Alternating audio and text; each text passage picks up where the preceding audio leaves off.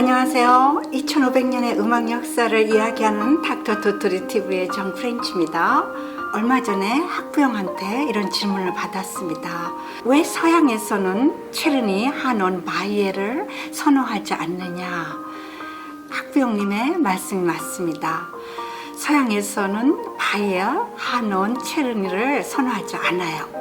음악 교육에서 아주 중요한 부분이니까 피아노를 치는 학생들 그리고 학부형들, 선생님들 주목해서 보시기 바랍니다. 동양인들은 바이엘이라고 발음하는데 서양인들은요 마야 독일 발음입니다. 그리고 하논이라 그러지 않고 아농이라 그래요. 왜냐하면 프렌치이기 때문에 H를 발음하지 않는다고 했습니다. 제가 그동안 89나라를 방문하면서 중세기 수도원, 그 다음에 음악학교, 컨서바토리라고 하죠. 그 다음에 대학교, 심지어는 오디션 그 심사에도 참관해 봤습니다. 그런데 이 바이엘, 하논, 체르니는요 유럽에서 인기가 없고 더군다나 미국에서는요 아예 사용을 안 한다고 봐도 맞습니다. 그럼 왜 동양, 특히 그 중국, 한국, 일본에서 이 하논, 바이엘, 체르니를 사용하고 있었을까요? 그 이유는 아주 놀랍습니다. 피아노는 그 유럽에서 낭만파 시대 때요 부르주아에 의해서 대중화되었다고 얘기했습니다. 그래서 여자들이 그냥 피아노를 너도나도 막 다 배우기 시작했어요. 그 이유는 시집을 잘 가기 위해서였다고 했습니다. 특히 양반도 아닌 그 장사에서 돈 버는 그 부르주아들한테는요 자녀들한테 피아노를 배우니까 마치 패션 같았어요. 유행. 너도 나도 다. 옆집에서 하면 나도 해야 되고 친구가 하면은 저도 배워야 됐습니다. 계몽운동으로 사람들이 깨어나고 프랑스 혁명으로 인간의 평등을 부르짖고 산업혁명이 일어나서 피아노도 막 대중화되자요. 피아노 개인주도가 늘기 시작했어요.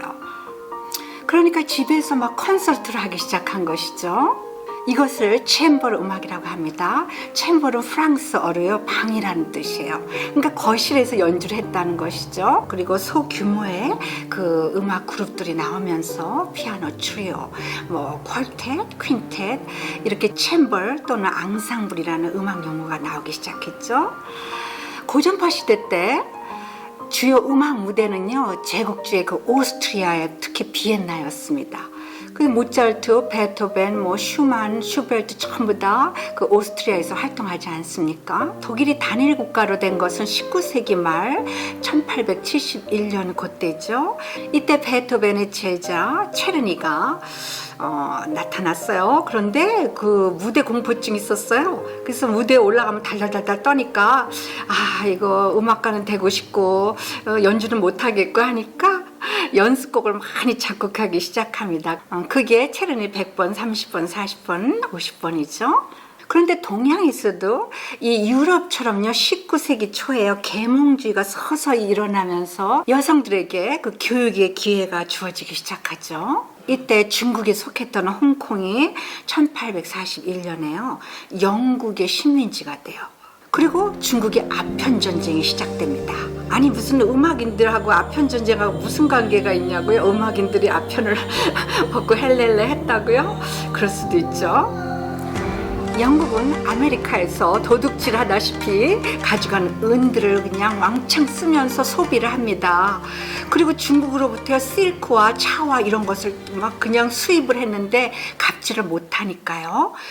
그 아편으로 갚겠다고 나왔어요. 이때부터 중국은요 아편쟁이가 들기 시작했습니다. 그러니까 중국 정부는요 안 되겠다 해서 그 아편을 다 불질러 버렸어요. 때람들이 우리 아편을 다 불태웠다고 이러고선요 전쟁을 일으킵니다. 이것이 바로 아편 전쟁이죠. 화폐 전쟁이라고 하기도 하죠. 과연 누가 이겼을까요? 당연히 총을 든 영국이 이겼죠. 화살을 든 중국이 이겼겠습니까?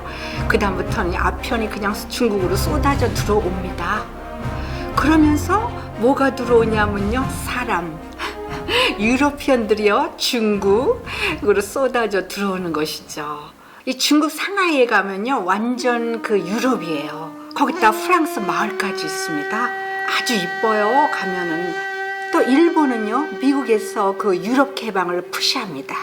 그러니까 일본도요, 외국인들이 막 들어오기 시작했고, 중국에서도 그렇고, 이렇게 중국과 일본은요, 그 유로피언들을 받아들이면서 그 유로피언들이 와서 피아노도 가져오고 또 피아노도 가리키고 이러면서 한원, 체르니, 소나티네 그리고 바이에를 들고 옵니다. 그러니 낭만파 초기에 쇼팽이니 뭐 슈만, 슈베르트, 멘델스존, 뭐 리스트 이런 사람에 들어왔겠습니까? 아닙니다. 고전파, 후기 고전파나 그냥 초기 낭만파 작곡가들 그 교재들을 들고 온 거예요.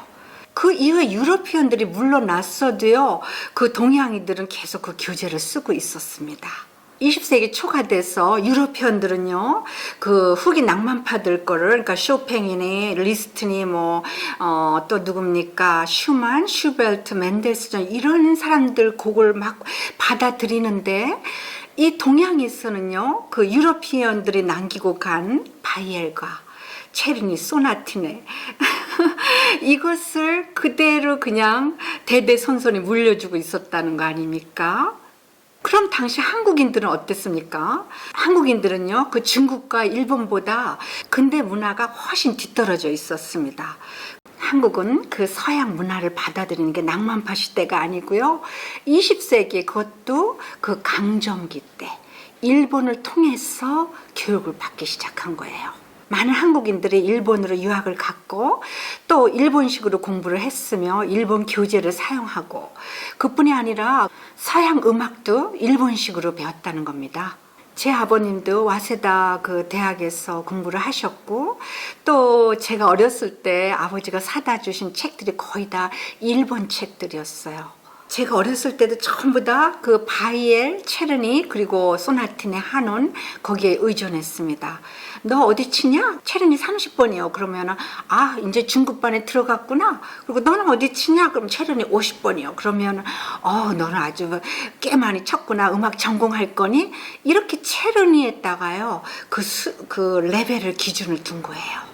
그러니 유로피언들이 많은 것을 다루고 공부를 할 때 이 똑같은 바이엘 상학원 그리고 체르니 한원 거기에 의존하고 있었다는 겁니다. 얼마나 시간을 낭비했습니까? 유럽이나 미국의 음대를 가보면요, 이 확실한 문제점이 보이기 시작해요. 한국에서 공부해가지고 온 사람들은요, 그 틀에 박힌 그 레벨 안에서 공부를 했기 때문에 레파토아가 많지가 않아요.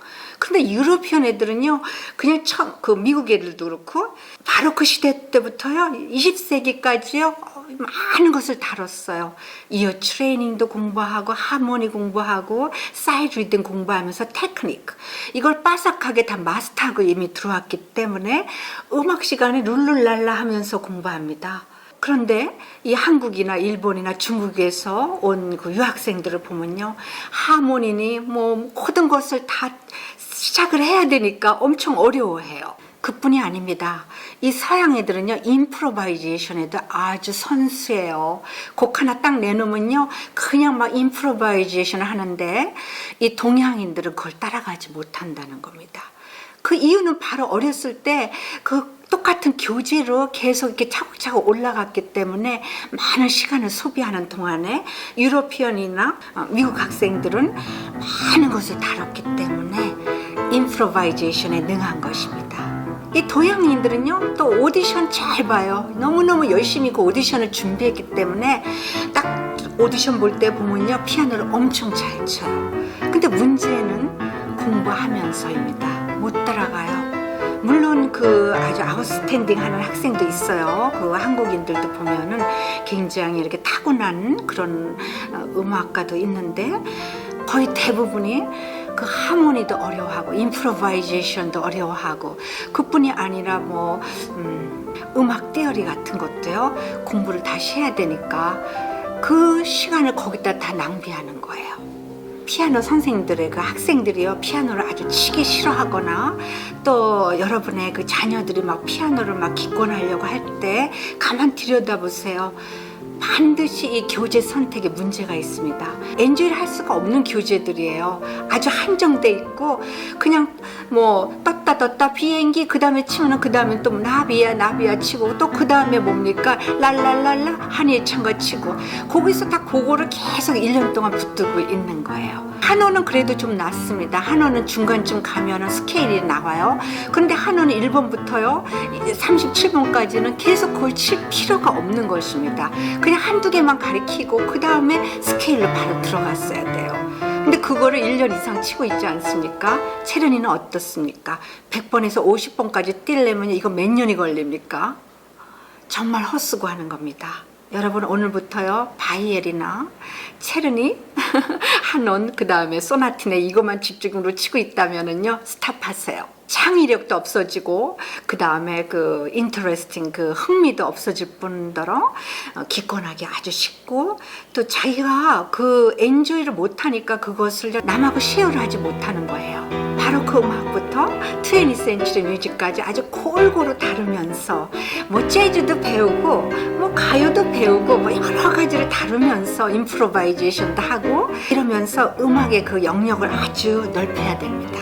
많은 피아노 선생님들한테 질문이 들어옵니다. 어떻게 하면 학생들을 떨어뜨리지 않고 고정적으로 그 수입을 가질 수 있는가 이렇게 문의가 와요. 제 대답은 그렇습니다. 교재를 잘 선택할 것이며 학생 하나하나를 인디비주얼로 가르치라고 합니다. 인디비주얼이라는 것은 그 학생 개개인에 맞게 아이의 그 능력 이런 것을 모든 것을 선생님이 판단해가지고 그 각 개개인에 맞게 그 교재를 선택해서 줘야 됩니다. 그냥 이제 너도 나도 다 똑같은 교재를 주고 똑같이 공부하고 그 중엔 또 천재도 있고 그 중엔 좀 느리게 배우는 아이도 있어요. 그런데 다 똑같이 배우면은 그 천재 아이들은 얼마나 손해를 보겠습니까? 그리고 또 좀 느리게 배우는 아이들은 그 다른 아이들하고 이렇게 같이 나가면서 얼마나 또 디프레스 되겠어요? 아, 나는 소질이 없는가 보다 이렇게 생각할 것이고요. 이러기 때문에 피아노 선생님의 그 인디비주얼 레슨이 아주 중요한 것이죠. 한온, 체르니, 소나티네 이거 계속 몇 년 동안 친 사람 치고선 따분하지 않은 사람 없을 거예요. 선생님이 학생 개개인에 맞는 그런 교재를 주시기 바랍니다. 그러면 아이들이요 아주 재밌게 피아노도 배우고 또 능률도 오르면서 취미도 갖게 돼요.